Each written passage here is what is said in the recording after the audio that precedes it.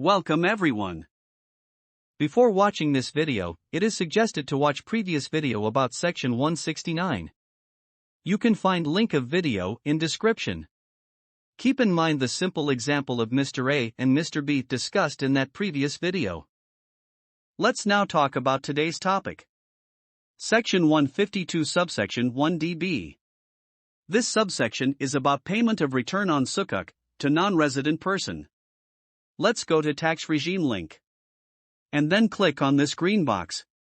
Now we are on a slide which is about section 169. From here click on link for our today's discussion. The taxation of this transaction will follow the same pattern as was discussed in video of section 169. This transaction is between Sukuk holder and a limited company, or an SPV. Before getting into this transaction, let's first talk about Sukuk and SPV. An SPV is a special purpose vehicle. It is also a limited company, but what is different is that it does not has a perpetual succession. SPVs are companies formed for a specific purpose or task. And when that purpose or task is complete, this company is liquidated. For obtaining finances from general public, an SPV can be incorporated. It will receive funds from investors and issue them a certificate. If this certificate is Sharia compliant, then it is called Sukuk. A Sukuk is an Islamic financial instrument that complies with Sharia. The issuer of a Sukuk sells an investor a certificate and then uses the proceeds to purchase an asset in which the investor has direct partial ownership. The issuer will also make a contractual promise to buy back the certificate at a future date at par value. For better understanding, we take example of WAPTA First Sukuk Company Limited.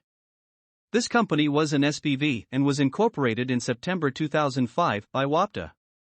Funds were needed to purchase turbines for power plant. SPV issued Sukuk certificates to Sukuk holders and funds received by SPV were then used to purchase turbines.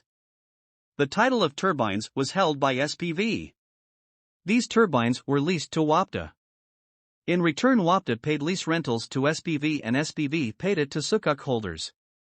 On completion of term of Sukuk, exercise price was paid by WAPTA to SPV, and SPV paid it to Sukuk holders for redemption of Sukuk. On payment of exercise price, title of turbines was transferred to WAPTA. Let's now talk about the section under discussion. When non-resident Sukuk holder will invest in a company or an SPV, they will be paid a return on these Sukuks. The company or SPV will deduct tax on this return. Click on red box to know the rate of tax. Here you can see different rates for different types of Sukuk holders. The tax deducted on return on Sukuk will be final tax. If we just go back to our 6 basic questions and then go to link for geographical source of income, you can recall that Pakistan source income of non-resident is taxable in Pakistan. So the non-resident Sukuk holder who is receiving return on Sukuks has earned an income which is Pakistan source income. Therefore, tax must be paid on such income in Pakistan.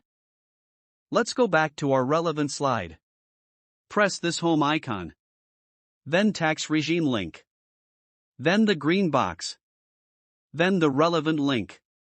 You must read about today's discussion in Income Tax Ordinance. We hope you have got the idea of this transaction and its taxation. Your questions are welcomed in comments section. See you all in our next video.